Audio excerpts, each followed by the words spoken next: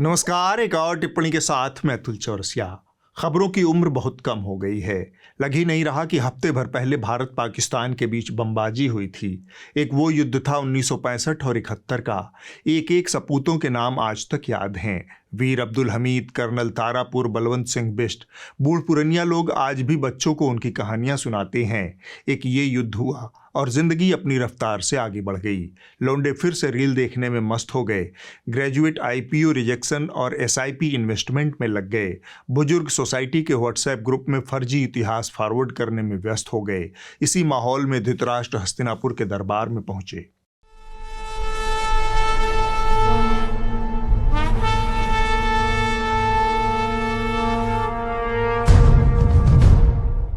धृतराष्ट्र के मन में बेचैनी थी। एक बार फिर से आर्यावर्त ने पाकिस्तान पर चढ़ाई कर दी थी। इसके बाद हालात बहुत खराब हो गए थे। गजवाए क्रिस्तान के सूबेदार डोनाल्ड भाई ट्रंप ने जैसे तैसे दोनों के बीच समझौता करवाया। I said, come on, we're going to do a lot of trade with you guys. Let's stop it. Let's stop it. If you stop it, we're doing trade. If you don't stop it, we're not going to do any trade. Dhritarashtra का सिर दुनिया जहान की तमाम हसरतों के साथ संजय की ओर घूम गया।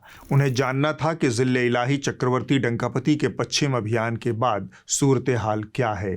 संजय ने उनकी भावनाओं को समझते हुए हालिया घटनाओं का तबसरा बयान किया। आर्यावर्त में दो धुरंधर फिल्मी लिखाड़ हुए महाराज, दोनों के नाम है सलीम जावेद। एक दौर में दोनों ने साथ मिलकर एक से बढ़कर एक फिल्मी डायलॉग लिखे, सब के सब सुपर डुपर हिट।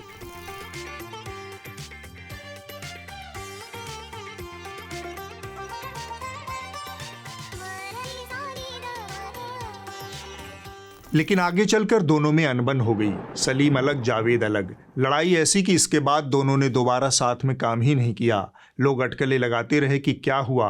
कईयों ने कोशिश भी की कि दोनों मिल जाएं, पर सफलता हाथ न लगी। लेकिन अब खबर है कि दोनों फिर से साथ आ गए हैं। दोनों ने तय किया है कि अब उन्हें मैदान में आना ही पड़ेगा। संकट बहुत बड़ा है। खतरा उनके नाम दर्ज कीर्तिमान पर मंडरा रहा है। लिहाजा लंबे अरसे बाद दोनों फिर से साथ आने को राजी हो गए हैं। सलीम जावेद के अंदरूनी करीबियों के मुताबिक दोनों के साथ आने की वजह डंकापति हैं।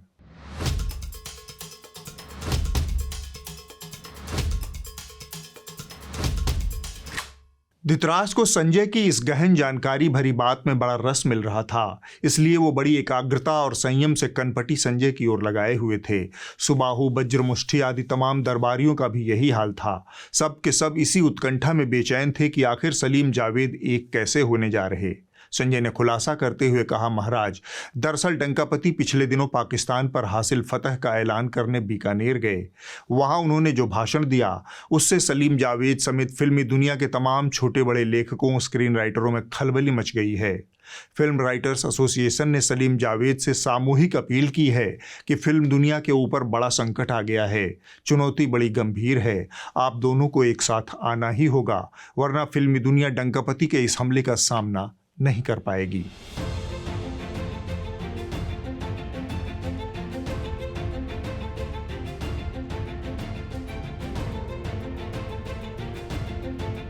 धृतराष्ट्र थोड़ा संशय में पड़ गए। फिल्मी दुनिया वालों को डंकापति से भला क्या खतरा हो सकता है। अपने संशय को संजय के सामने रखते हुए उन्होंने पूछा, क्या आप डंकापति फिल्मी डायलॉग भी मारने लगे हैं? संजय ने जवाब में कहा, थोड़ा सा अमिताभ बच्चन तो डंकापति के अंदर है महाराज। दरअसल महाराज, डंकापति ने बीकानेर में जो भाषण दिया उसमें एक आध नहीं, अनगिनत पंचलाइनें हैं। दसियों सुपरहिट फिल्मों की संभावना दबी है। डंकापति के डायलॉग तो खैर कहने ही क्या। लग ही नहीं रहा था कि आर्यावर्त के वजीर आजम बोल रहे हैं। ऐसा लगा कि गदर फिल्म के सनी देओल हैंडपंप उखाड़ने बीकानेर पहुंच गए हैं। ये कहकर संजय ने डंकापति के ओजस्वी डायलॉगबाजी का एक वृत्त चित्र प्रस्तुत कर दिया। जो सिंदूर मिटाने निकले थे उन्हें मिट्टी में मिलाया है। जो हिंदुस्तान का लहू बहाते थे आज कतरे कतरे का हिसाब चुकाया है। जो अपने हथियारों पर घमंड करते थे आज वो मलबे के ढेर में दबे हुए हैं। ये शोध प्रतिशोध का खेल नहीं, ये न्याय का नया स्वरूप है। ये ऑपरेशन सिंदूर है। मोदी की नसों में लहू नहीं, गरम सिंदूर बह रहा है। इस प्रस्तुति को देखकर धृतराष्ट्र को मजा आ गया। उन्होंने बस इतना ही कहा, हमें उम्मीद है कि सलीम जावेद कुछ इसी टक्कर का लिखेंगे। दूसरी तरफ पूरा दरबार डंकापति का जयघोष करने लगा। पता नहीं इस मौके पर डंकापति होते तो उन्हें कैसा एहसास होता, लेकिन संजय को दरबार में इस तरह से धृतराष्ट्र के सामने डंकापति के जयघोष की उम्मीद नहीं थी। उन्होंने अपनी निराशा को छिपाते हुए कहा, एक बात तो है महाराज कि डंकापति हैं एकदम नॉन बायोलॉजिकल। सामान्य मानवी की नसों में खून बहता है, लेकिन डंकापति अपनी नसों में मनचाहे ढंग से अलग अलग समय पर अलग अलग चीजें बहा देते हैं। बिना दैवीय शक्ति के ऐसा करना संभव नहीं है। मेरे सांसों सांस में लोकतंत्र है, क्योंकि बीइंग ए गुजराती मेरे ब्लड में कॉमर्स है, मेरे ब्लड में मनी होता है। भारत की बिन सांप्रदायिकता की ताकत इतनी जोरदार है और ये हमारी रगों में है, सिर्फ संविधान में नहीं, हमारी रगों में है। संजय जारी थे। इस समय डंकापति के शिराओं में सिंदूर बह रहा है। बिना चमत्कार के यह संभव नहीं है महाराज। नश्वर मनुष्य के नसों में पहुंचकर सिंदूर पूरा सिस्टम जाम कर देगा, जीवन मृत्यु का सवाल बन जाएगा। पर डंकापति के लिए नहीं। धृतराष्ट्र समझ गए कि संजय फ्रस्टू हो चुका है। धृतराष्ट्र से भला संजय के मन की बात कहाँ छुपने वाली थी। उन्होंने ताड़ लिया, और जब ताड़ लिया तो लगे हाथ पूछ भी लिया, संजय क्या हुआ, तुम ऐसे डंकापति की मौज क्यों ले रहे हो? क्या तुम्हें उनकी डायलॉगबाजी पसंद नहीं आई? दुश्मन को क्या खूब जवाब दिया डंकापति ने। संजय ने दबे स्वर में कहा, वो बात नहीं है महाराज, बात डंकापति की आत्ममुग्धता की है। सेना पराक्रम से जो बात शुरू हुई थी वह देखते ही देखते मेरा, मैं और मोदी में बदल गई। मोदी यहाँ सीना तान कर खड़ा है। मोदी का दिमाग ठंडा है, ठंडा रहता है, लेकिन मोदी का लहू गर्म होता है। मोदी की नसों में लहू नहीं, गरम सिंदूर बह रहा है। यह सुनकर धृतराष्ट्र को ज्यादा हैरानी नहीं हुई। वो डंकापति को लंबे अरसे से जानते थे, उनकी इवेंट बाजियों से पूरी तरह वाकिफ थे। तब संजय ने बात को दूसरी दिशा में मोड़ते हुए कहा, घर के भीतर तो वो खुद के मुंह से खुद ही का नाम जप रहे हैं, लेकिन गैर मुल्क में उन्हें मुसलमान की जरूरत है। धृतराष्ट्र चौंके, यह क्या बोल रहे हो? संजय बोले, हाँ महाराज, जिन्होंने अपने 3 चुनावों में गिनकर 3 मुसलमानों को टिकट नहीं दिया, वो अब दुनिया भर में मुसलमानों से भरा पूरा शिष्टमंडल भेज रहे हैं ताकि भारत का पक्ष और इसकी महान सेकुलरता का प्रदर्शन दुनिया के सामने किया जा सके। वही सेकुलरता जिसकी बीते 10 सालों से सेवा करते आ रहे हैं डंकापति। 7 के 7 समूहों में देखिए मुसलमानों का कितना सम्मान हो रहा है। समूह 1 में असदुद्दीन ओवैसी और गुलाम नबी आज़ाद हैं। समूह 2 में गुलाम अली खटाना और MJ अकबर हैं। समूह 3 में सलमान खुर्शीद हैं। समूह 4 में ET मोहम्मद बशीर हैं। समूह 5 में सरफराज अहमद हैं। समूह 6 में मियां अल्ताफ़ अहमद और जावेद अशरफ हैं। समूह 7 में सैयद अकबरुद्दीन हैं। संजय इसके बाद भी जारी रहे। साल 2022 में मुख्तार अब्बास नकवी के मंत्रिमंडल से बाहर होने के बाद डंकापति ने अपने मंत्रिपरिषद में अपनी पार्टी के किसी मुस्लिम नेता को जगह नहीं दी। 2024 के लोकसभा चुनाव में भाजपा ने पूरे देश में केवल 1 मुस्लिम उम्मीदवार को टिकट दिया था। धृतराष्ट्र को आर्यावर्त का सूरत हाल समझ आ चुका था, लिहाजा उन्होंने संजय से सिर्फ इतना ही पूछा, अब झगड़ा खत्म हो चुका है, शांति स्थापित हो चुकी है? संजय ने कहा, शांति का सारा ठेका अब डंकापति ने दूर देश वाले दोस्त को सौंप दिया है। उस दोस्त के मुंह में डायरिया हो गया है। वह हर दिन शांति की दिशा में कुछ न कुछ उलट देता है। इससे डंकापति की शान और बढ़ती जा रही है। यह सुनकर धृतराष्ट्र का मन बल्लियों उछलने लगा। वो स्वयं भी सशरीर उछलकर खड़े हो गए। सभा बर्खास्त हो गई। धीमे कदमों से धृतराष्ट्र अंतःपुर को लौट गए। धृतराष्ट्र संजय संवाद में इस हफ्ते बस इतना ही। अब आगे बढ़ने से पहले थोड़ा काम की बात जो हमारे सहयोगी बता रहे हैं। भारत पाकिस्तान कॉन्फ्लिक्ट के दौरान जब भारत का अधिकतर मीडिया स्टूडियो में बैठकर फेक न्यूज, सेंसेशन और ड्रामा के जरिए स्टूडियो में बैठकर कहानियां गढ़ रहा था, तब मैं और मेरी साथी निधि सुरेश ग्राउंड जीरो से आप तक लोगों की असली कहानियां पहुंचा रहे थे। हम सोशल मीडिया पे मौजूद आधी अधूरी जानकारी के हिसाब से रिपोर्ट नहीं कर रहे थे, बल्कि जमीन पर उतरकर लोगों की असली तकलीफें, उनके सेंटीमेंट और उनके दर्द आप तक पहुंचा रहे थे। हम ऐसा कर पाए क्योंकि हम किसी सरकार या किसी कॉरपोरेट के भरोसे पत्रकारिता नहीं करते। हम सिर्फ आपके भरोसे यह पत्रकारिता करते हैं। हम पर ना किसी TRP का दबाव होता है, ना ही किसी सरकार को खुश करने का।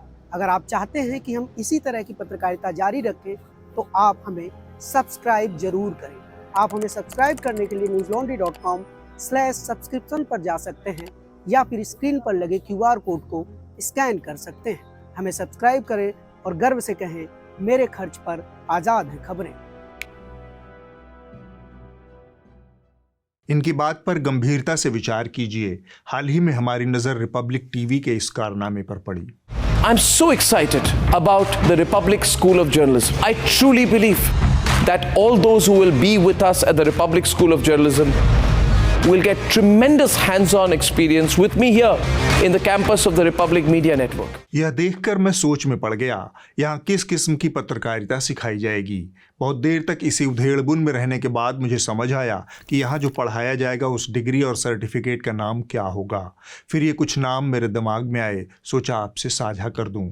तो पहला कोर्स जो रिपब्लिक टीवी के पत्रकारिता विद्यालय में पढ़ाया जा सकता है वो है बैचलर इन फिदाइन जर्नलिज्म। इसके तहत फिदाइन पत्रकारों का दस्ता तैयार करके सत्ताधारी राष्ट्रवादी दल को सप्लाई किया जाएगा। इस दस्ते के पत्रकारों को विपक्षी दलों के नेताओं, उनके कार्यालयों और मुसलमानों के ऊपर फट पड़ने का प्रशिक्षण दिया जाएगा। अगला कोर्स शॉर्ट टर्म कोर्स होगा। इसके तहत 3 महीने का सर्टिफिकेट कोर्स होगा जिसका नाम होगा certificate in shouting and abusing on air. इसमें पत्रकारों को चिल्ला कर गरिया कर अपना पक्ष रखने की सीख दी जाएगी। इस कोर्स में दाखिला लेने वाले छात्रों के लिए न्यूनतम अर्हता होगी तर्क से खाली दिमाग। इस कोर्स के कोऑर्डिनेटर हैं ये वाले भाई साहब। इसके अलावा जो सबसे अहम कोर्स इस संस्थान में पढ़ाया जा सकता है उसका नाम होगा PG डिप्लोमा इन चापलूसी एंड जी हुजूरी। इस कोर्स में दाखिले की न्यूनतम अर्हता होगी रीढ़ विहीन मनुष्य। इस कोर्स के अंत में अर्नब गोस्वामी के साथ छात्रों का एक इंटरैक्टिव सेशन होगा जिसमें अर्नब इस गुण की परीक्षा लेंगे और ज़रूरत पड़ने पर अपना अनुभव भी साझा करेंगे। अब तक हमने रिपब्लिक टीवी के पत्रकारिता स्कूल की बात की, अब हम रिपब्लिक टीवी की पत्रकारिता पर बात करेंगे।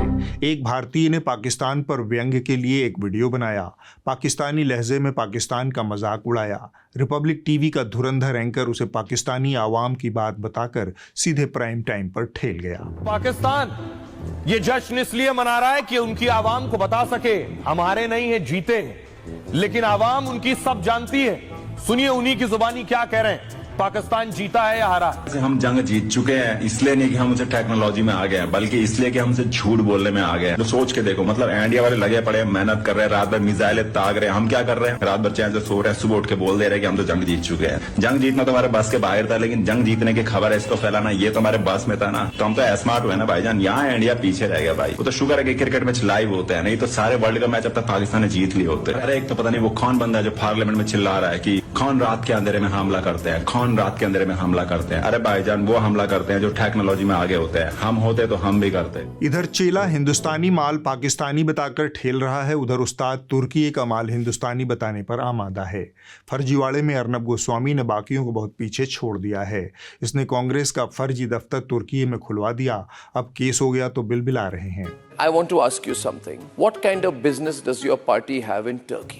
Did you know, viewers, the Congress party has a registered office in Turkey?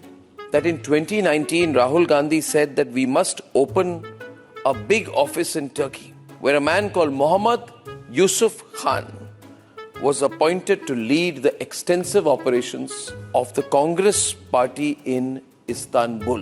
Congress party is such a touchy party, ladies and gentlemen, such a touchy party. I put out a video talking about why does the Congress party need to have an office in Turkey? And after I did the videos, some junior producer, junior editor, NLE editor, non-linear editor put out 1 second wrong picture of a building saying that over my narration saying Congress party building, obviously it was a mistake. It was not the Congress office in Istanbul, though my point was very clear. दरअसल भारत पाकिस्तान के बीच हुए टकराव के बाद इन दरबारी चापलूस चैनलों का कुत्ता फेल हो चुका है। ये बेकंट्रोल हो गए हैं। इनके बेकाबू होने की कीमत देश को चुकानी पड़ रही है। इसे आप देश की पूर्व विदेश सचिव रही निरुपमा राव के एक लेख से समझ सकते हैं। यह लेख उन्होंने इंडियन एक्सप्रेस अखबार में लिखा है। मीडिया के बारे में उन्होंने जो बात लिखी है उसे बिंदुवार समझिए। उनका पहला पॉइंट था कि भारत पाकिस्तान के बीच टकराव के दौरान भारतीय समाचार चैनल अति राष्ट्रवादी और अतिरंजित थे, यानी सत्य से दूर और हर चीज को बढ़ा चढ़ा कर बता और दिखा रहे थे। उनका दूसरा पॉइंट था था कि चैनलों ने इस अतिरंजना और अतिशयोक्ति के जरिए एक समानांतर सच का निर्माण कर लिया था। यह समानांतर सच वैश्विक समझदारी और उम्मीदों के एकदम खिलाफ था, यानी एक किस्म का छद्म सच जो कि वास्तविकता से बहुत दूर था। तीसरा बिंदु है कि चैनलों के इस हल्ला बोल रवैये के शोरगुल में भारत सरकार का आधिकारिक पक्ष दब कर रह गया। इससे भारत की वैश्विक छवि को बहुत नुकसान पहुंचा। अपने लेख में निरुपमा राव सरकार की कारगर और प्रभावी संवाद कायम कर पाने में विफलता की ओर इशारा करती हैं।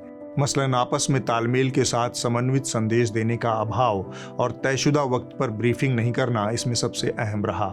इसके कारण भ्रम की स्थिति पैदा हुई और पाकिस्तान ने अपनी त्वरित और प्रभावी संचार योजना के जरिए इस खालीपन को भरा। इसका फायदा उसे वैश्विक स्तर पर नैरेटिव बिल्डिंग में मिला। इसी तरह फर्जी खबरों का मुकाबला करने के लिए अंतर्राष्ट्रीय मीडिया को प्रभावी ढंग से अपना सहयोगी बना पाने में भी भारतीय पक्ष विफल रहा।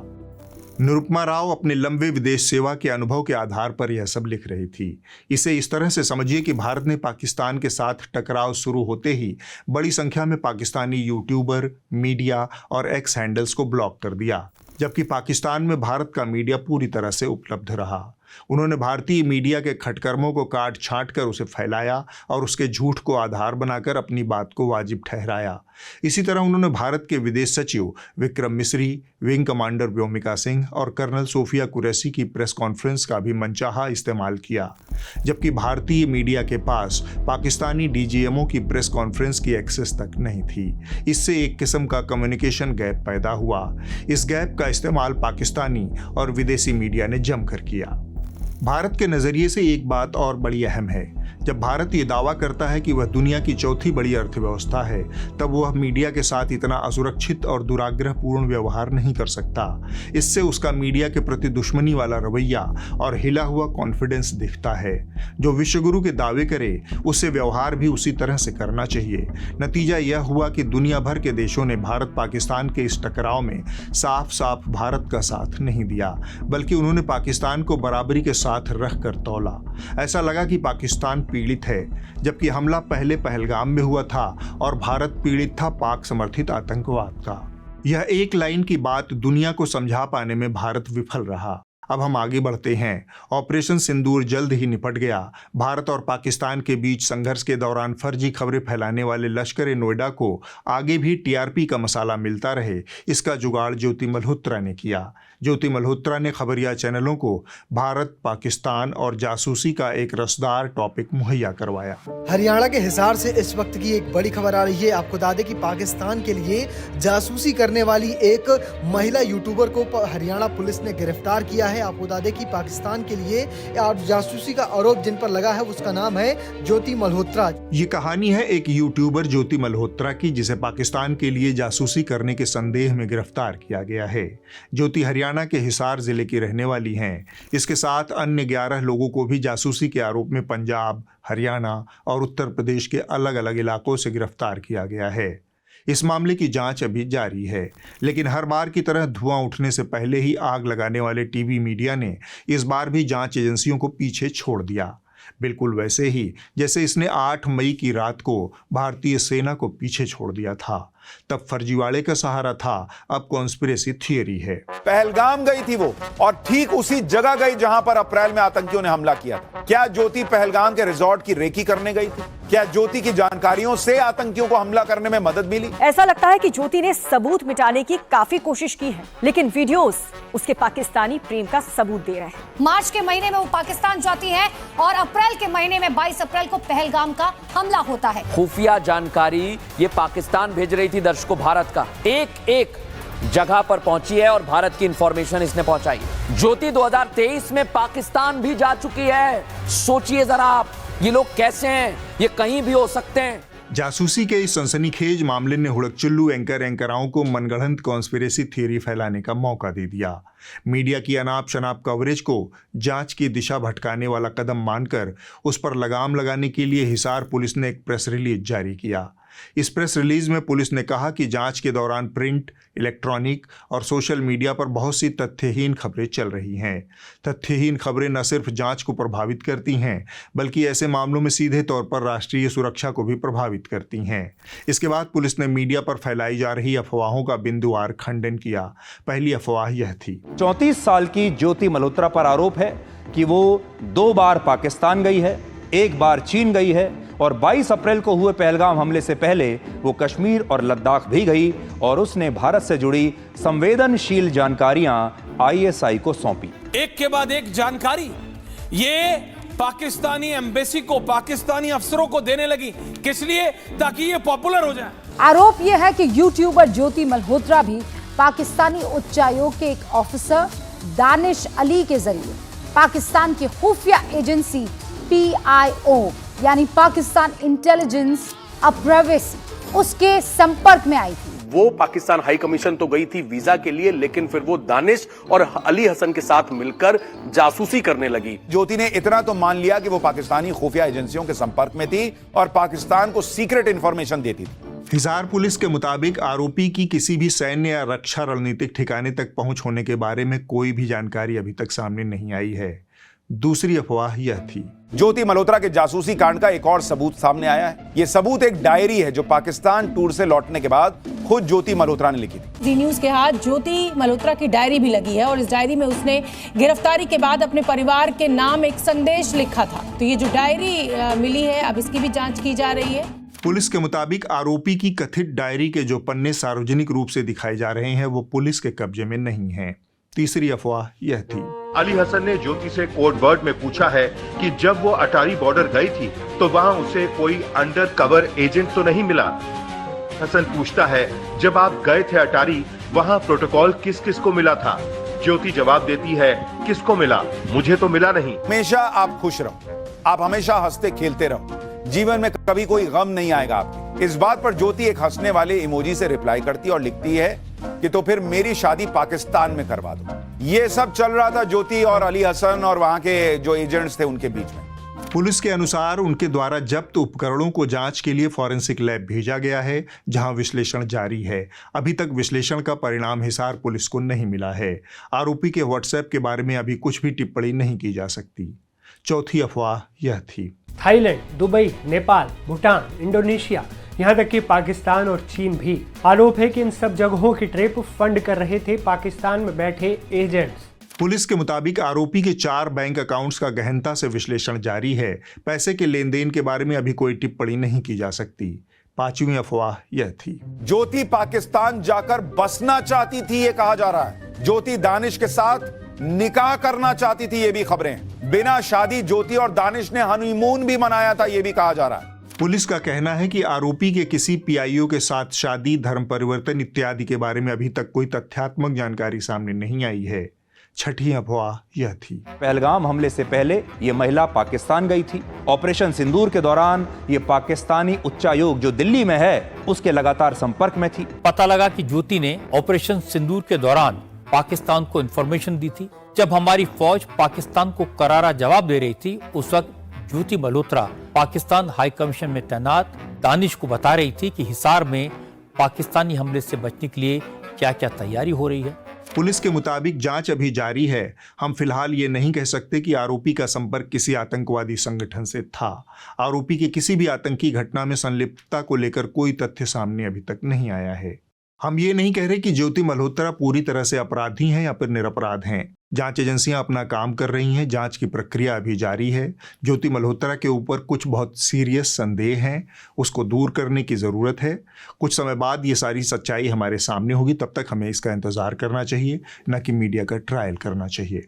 इस मामले पर जब खबरिया चैनल अपने प्राइम टाइम शो पर तथ्यहीन कॉन्स्पिरेसी थ्योरी सुना रहे थे, तब पाठशाला वाले सुशांत जी किसी का चेहरा पढ़ने वाले पंडित की तरह दानिश की पत्नी और ज्योति मल्होत्रा का चेहरा पढ़कर जांच एजेंसियों को इस मामले को सुलझाने में मदद कर रहे थे। आप दानिश की पत्नी के हाव भाव देखिए। जब दानिश और ज्योति बात कर रहे थे तो दानिश की पत्नी मनी मन ऐसा लग रहा है जैसे कोई प्लान बना रही हो, उसको देख रही हो, उसको जैसे सब पता हो। चेहरे का भाव वैसा नहीं है जैसे किसी नॉर्मल इंसान का होता है। आप देखिए उसकी आंखें देखिए, जैसे सोच रही हो कि ज्योति को किस तरह से कंट्रोल में करना है। दानिश की पत्नी कैमरा कॉन्शियस भी दिख रही है। यानी उसे पता था कि कहां किस तरह से रिएक्ट करना है, लेकिन अंदर ही अंदर उसको पता था कि ये सब स्क्रिप्ट चल रही है जो दानिश ने लिखी है। ज्योति मल्होत्रा का मासूम चेहरा देखकर किसी को यकीन नहीं आएगा कि ये जासूस है। ज्योति मल्होत्रा कितनी चालाकी के साथ अपने खूबसूरत चेहरे का इस्तेमाल करती थी, ये भी हैरान करने वाला है। जब टीआरपी की लूट थी तब भला एबीपी न्यूज क्यों पीछे रहता? उसने पाठशाला वाले सुशांत से एक कदम आगे बढ़ते हुए इस मामले का एक नाट्य रूपांतरण शॉर्ट फिल्म ही रिलीज कर दिया। हेलो यार, बुलबुल कैसे आजाद हो गई? हाँ यार, ऑफिस वालों ने आज लव लेटर दे दिया, हो गई नौकरी की छुट्टी। तुम्हारी नौकरी गई है ज्योति, ब्यूटी नहीं। अब इसी ब्यूटी से पूरी दुनिया में आग लगा देना है। ये ज्योति मल्होत्रा है सर। खाती तो हिंदुस्तान का है, लेकिन गाती पाकिस्तान का है। ओह, तो यही है वो पाकिस्तानी सिक्योरिटी और इंटेलिजेंस वालों की बेबी डॉल। यह कोई नई बात नहीं है जब खबरिया चैनलों ने टीआरपी और सनसनी के लिए इस तरह की फर्जी और तथ्यहीन अफवाहें फैलाई और पुलिस या अन्य संस्थानों को उन्हें हिदायत देनी पड़ी। लेकिन आदत से मजबूर खबरिया चैनल चाहकर भी उस आदत को छोड़ नहीं पाते। Old habits die hard. अब आप इस हफ्ते की रिपोर्ट देख लीजिए। जो कही जा रही थी बातें कि अंदर में भी सोशल डिस्टेंस। इस हफ्ते की रिपोर्ट द रेड माइक नामक यूट्यूब चैनल से है। यह रिपोर्ट दिल्ली के बटला हाउस में संभावित बुलडोजर कार्रवाई के ऊपर आधारित है, जिसे सौरभ शुक्ला ने कवर किया है। दिल्ली के बटला हाउस इलाके में घरों और दुकानों के ऊपर बड़ी संख्या में डिमोलिशन संबंधी नोटिस चिपका दिए गए हैं। आरोप है कि जिस जमीन पर यह मकान बने हैं वो उत्तर प्रदेश सरकार की सिंचाई विभाग की जमीन है। आप कब से रह रहे हैं इस इलाके में? 40 साल। 40 साल से आप इलाके में रह रहे हैं जी। तो 40 साल से इलाके में रह रहे हैं, जाहिर सी बात है बिल्डिंग आपने बनाई होगी, रिकंस्ट्रक्ट किया होगा। तो कभी किसी ने रोका? कभी नहीं। आज अब ये तो पहली बार आए हैं। अचानक हमारे पे आफत आई है भाई। अब ईद आ रही थी हमारी, अगले 7 तारीख की ईद है, अगले महीने की। अब ईद कैसे बनाएगा आदमी, कैसे त्योहार बनाएगा? सबको यही फिक्र हो गई है कि 7 तारीख को तो इन्होंने तोड़ने का वो कह दिया है। 4 महीने पहले मैंने बटला हाउस में आगे फ्लैट खरीदा। अच्छा, आपने फ्लैट खरीदा जी, और सारी इनकम लगा के, आई वर्क इन गुड़गांव, तो सारे पैसे लगा के लोन लेके, कुछ दोस्तों से उधार लेके खरीदा। और 6 महीने 7 महीने मतलब 7-8 महीने बाद मेरी शादी हो गई। ना imagine the condition of my mother. जैसी वो न्यूज़ देख रही है कि यहाँ पे लाल निशान लग गए और पोस्टर्स लग गए हैं, मतलब वो मेंटल ट्रॉमा से गुजर रही है और मैं खुद भी मेंटल ट्रॉमा से गुजर रहा हूँ। अगले हफ्ते होगी एक और टिप्पणी। नमस्कार।